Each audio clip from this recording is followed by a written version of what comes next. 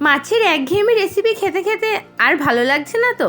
তাহলে ট্রাই করুন আমার আজকের রেসিপিটা। নমস্কার বন্ধুরা, জিরো অয়েল পরিবারে আপনাদেরকে স্বাগত জানাই। আজকের রেসিপি লেমন ফিশ বানানোর জন্য প্রথমে আমি লেমনগুলোকে স্লাইস করে কেটে তাতে দিয়ে দিয়েছি পরিমাণ মতন হলুদ, নুন আর দিয়ে দিয়েছি চেরা কাঁচা লঙ্কা। এবার মাছগুলোকে কিন্তু ভালো করে সেদ্ধ করে নেব। আপনারা রুই বা কাতলা যে কোনো মাছই ব্যবহার করতে পারেন আর যে কোনো পিস ব্যবহার করতে পারেন। আমি এখানে আমার কাছে হাতের কাছে এই পিস অর্থাৎ পেটি অ্যাভেলেবেল ছিল, তাই আমি এটা এখানে ব্যবহার করেছি। আর পেটি দিলে জিনিসটা বানাতেও একটু বেশি সুবিধা হয়, কারণ পেটি মাছে আমরা সবাই জানি কাটা কম থাকে, তাই বাছতেও খুবই সুবিধা হয়। এবার আমি মাছটাকে ঠান্ডা করে নেব, আর ঠান্ডা করে কাঁটাগুলো কিন্তু বার করে নেব। কাঁটাগুলো বার করা হয়ে গেলে মাছের ছালটাকে ভালো করে ছাড়িয়ে ফেলে দিয়ে এইভাবে ছোট ছোট পিস করে মাছগুলোকে ভেঙে নেব। এবার কড়াইয়ে আমি এক ফোঁটা তেল ব্যবহার করে ফোড়ন দিচ্ছি এখানে তেজপাতা। প্রথমে তেজপাতাটাকে ভালো করে ভেজে নেবো ফোড়নটা, তারপরে দেব কিন্তু সাদা জিরে। এবার দুটোকেই একসাথে খুব সুন্দর করে ভেজে নেব যতক্ষণ না সুন্দর একটি গন্ধ বেরোয়।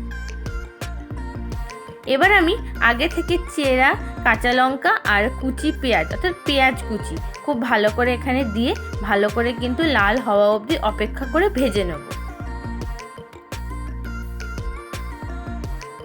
দেখুন পেঁয়াজগুলো কিন্তু খুব সুন্দরভাবে রং পরিবর্তন করে এখানে ভাজা হচ্ছে।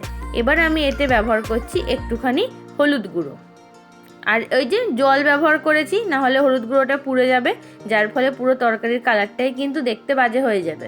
সেই কারণে আমি এখানে ব্যবহার করেছি জল। এবার দিচ্ছি পরিমাণ মতন আদা, পেঁয়াজ, রসুন, লঙ্কা যে পেস্ট বানিয়েছি সেইটা।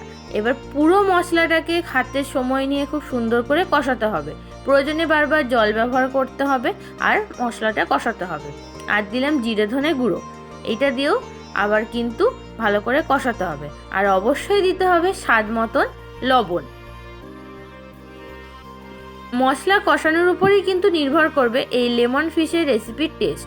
মশলাটা ভালো করে কষে গেলে আমি এতে কিন্তু অ্যাড করে দিলাম একটুখানি মিট মশলা, আর দিচ্ছি পরিমাণ মতন টমেটো সস। দিয়ে পুরো মশলাটাকে আরও কিছুক্ষণ সময় নিয়ে আরও ভালো করে কিন্তু কষাতে হবে, যতক্ষণ না এটা থেকে সুন্দর করে তেল ছেড়ে। এবার আমি এতে দিয়ে দিচ্ছি আগে থেকে ওই কুচিয়ে রাখা মাছগুলো। এবার পুরোটা কিন্তু ভালো করে কষিয়ে নিতে হবে। মাছ দিয়ে পুরো মশলাটার সাথে অনেকটা সময় নিয়ে কিন্তু এটাকে কষাতে হবে।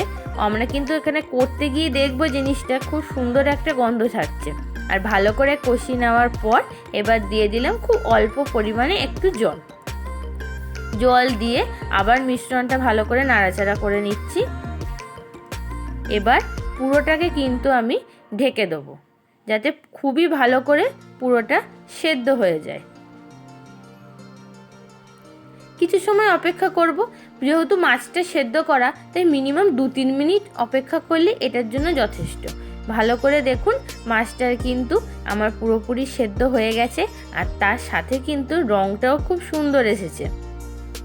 যাদের এই মাছের একঘেয়েমি রেসিপি খেয়ে, মাছের ঝাল ঝোল খেয়ে মনে হচ্ছে আর ভালো লাগছে না, তারা কিন্তু অবশ্যই এই লেমন ফিশটা ট্রাই করুন। মুখের স্বাদ কিন্তু পরিবর্তন হবেই। এবার আমি এটা অলমোস্ট কমপ্লিট আমার হয়ে গেছে। এবার আমি দিয়ে দিচ্ছি লেবুর রস।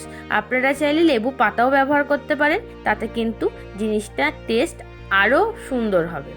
আর আজকের ভিডিওটা ভালো লেগে থাকলে আমার চ্যানেল জিরো অয়েল পরিবারে কিন্তু সাবস্ক্রাইব করবেন।